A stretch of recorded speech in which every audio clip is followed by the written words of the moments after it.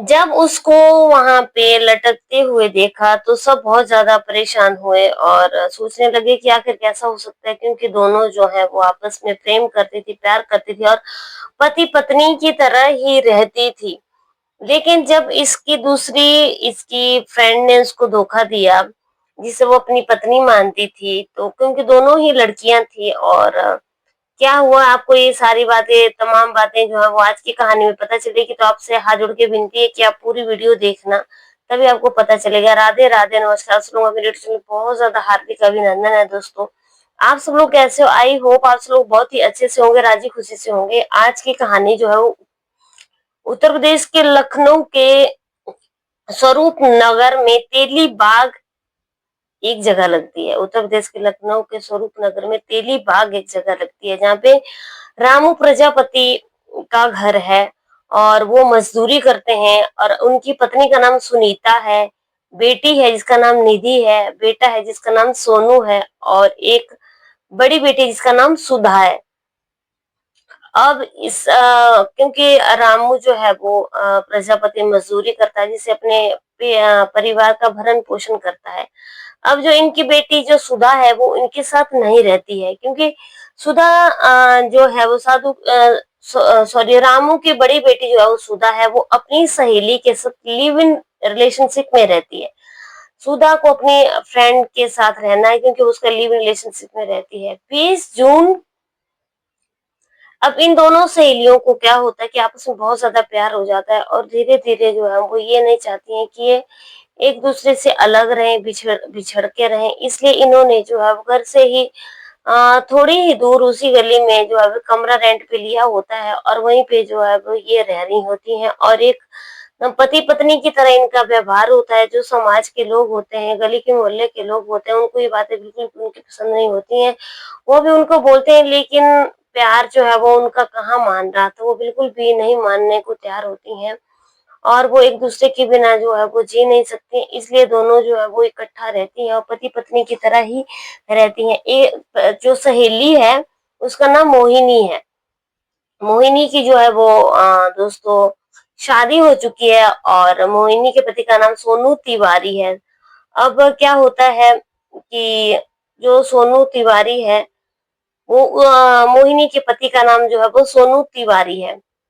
अब दोस्तों इनकी दोस्ती बहुत ज्यादा आगे बढ़ चुकी है, लेकिन इनको काफी लोगों ने समझाया, लेकिन ये नहीं बिल्कुल भी समझी। और अब क्या होता है कि ये ये जो अपने लिव इन पार्टनर जो है वो रहती है वहां पे। अब ये दोनों एक दूसरे से बहुत ज्यादा प्यार करते हैं, लेकिन घर का खर्चा चलाने के लिए कुछ चीजें भी चाहिए होती हैं। अब ये क्या करती हैं, जो सुधा है वो चाइनीज की दुकान पे जो है वो चाइनीज खाना बनाने का काम करती है, जिससे इनके परिवार का जो है वो इन दोनों का भरण पोषण चल रहा था। और एक लड़के की तरह काम करती है, जो बाहर काम कमाने के लिए जाती है, वो सुधा है। और ये जो मोहिनी है, ये मोहिनी घर में रहती है और घर के काम काज करती है। दोनों का प्रेम प्रसंग इतना आगे है कि जैसे कि पति पत्नी का होता है। अब दोस्तों क्या होता है कि एक दिन अचानक ही ये इनकी जिंदगी बहुत ही अच्छी चल रही थी, बहुत ही मस्त जिंदगी इनकी चल रही थी। इन्होंने दीवारों के ऊपर भी लिखा हुआ था मोहिनी और सुधा। अब क्या होता है दोस्तों कि सुधा अचानक जो है वो क्या होता है कि मोहिनी का पति सोनू तिवारी जो है वो कल ही घर आता है और कल ही हमारी बहन की जो है वो अचानक स्निग्ध परिस्थितियों में मौत हो जाती है। अब ये जो सुधा है, अचानक इसकी मौत हो जाती है। अब परिवार वालों में हड़कंप मच जाता है कि दोनों इकट्ठा रहती थी, दोनों को एक को दूसरी चाहिए थी, दूसरी को एक चाहिए थी। मतलब इन दोनों को एक एक दूसरे से अलग नहीं कर सकते थे। आखिर क्या ऐसी परिस्थितियां बनी, ऐसा क्या हुआ जिससे जो है वो इनके जिससे सुधा की जो है मृत्यु हो गई। अब सुधा की जो बहन होती है वो बताती है कि जो मोहिनी है उसका पति कल ही आता है और कल इसकी बहन खत्म हो जाती है। दोनों पास में ही हम रहने वाली हमारी बुआ के घर जो है वो गए हुए थे। और बाहर से चिल्लाकर बोला कि जाओ अपनी भतीजी को देखो।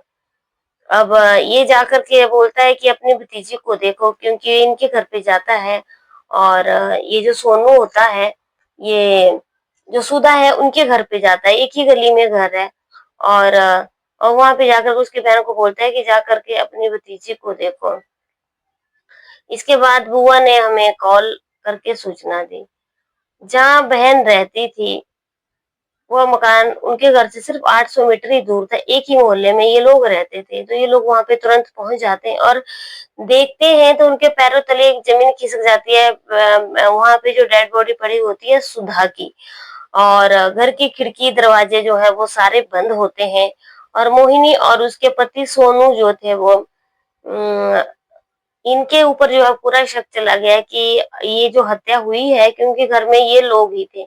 ये मोहिनी ने अपने पति के साथ मिलकर के की हुई है और फिर हत्या करके जो है वो इनका कहना ये है कि उन्होंने उनको बाद में कॉल की।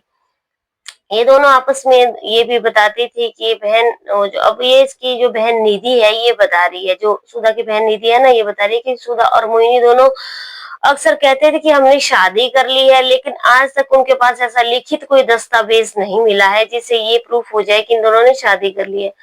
अब चाइनीज फूड बनाने का जो है वो सुधा बहुत अच्छा काम करती, जिससे घर का खर्चा बहुत ही अच्छे तरीके से चला हुआ था।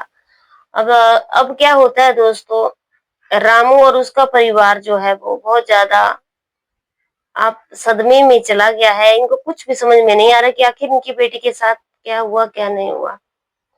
8 साल पहले परिवार के साथ नए मकान में जो है इसके घर वाले चले गए थे सुधा के, लेकिन अब दोनों में इतनी इनकी दोस्ती बनी रही कि आज इन दोनों की दोस्ती का ये अंजाम हो गया।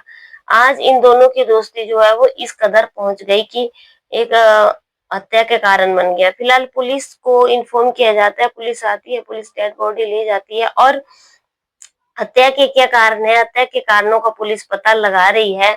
लेकिन सुधा की मृत्यु कैसे हो गई, फिर वो ना तो वो बीमार थी ना उसको कुछ हुआ था। पूरा शक जो है वो जो उसकी लिव इन पार्टनर थी मोहिनी के ऊपर ही जा रहा है। मोहिनी तिवारी, उसके पति का नाम सोनू तिवारी है, क्योंकि सोनू तिवारी कल ही आया और कल ही उनकी बेटी का मर्डर हो गया। और अभी इस चीज को तो यही बोला जा सकता है कि मतलब खत्म हो गई वो। अब खत्म किस वजह से हुई, ये कुछ भी चीजें जो है वो समझ नहीं आ रही है कि ये जो सुधा है मोहिनी के साथ इसका कोई झगड़ा हुआ, क्योंकि पुलिस के लिए बहुत बड़ा एक चैलेंज है, कुछ भी समझ नहीं आया। फिलहाल पुलिस ने जो फोरेंसिक टीम ने पूरी जांच कर ली, वीडियोग्राफी भी कमरे की हो गई। बता दें कि सुधा की उम्र जो है वो दोस्तों 22 साल की थी और इसकी डेड बॉडी जो है पंखे से लटकते हुए मिली थी, पंखे से लटकता हुआ शव मिला था। और ये जो है वो शनिवार की सुबह सुबह ये बात हुई थी। और सुधा का कमरा खुला भी नहीं था और आसपास के लोगों ने मोहिनी का जो है वो दरवाजा खटखटाया और लेकिन कोई जवाब उनको वहां पे लोगों को नहीं मिलता है। सूचना मिलने पर परिजनों लोगों ने जो है वो उनके उसके पेरेंट्स को बुलाया। पीजीआई पुलिस मौके पर पहुंची और दरवाजा खोलकर डेड बॉडी को पंखे से निकाला। शव को पोस्टमार्टम के लिए भेज दिया गया है। पुलिस ने मौके पर पहुंच के दोस्तों वीडियोग्राफी भी कर ली और कमरे की फोरेंसिक जांच भी कर ली है।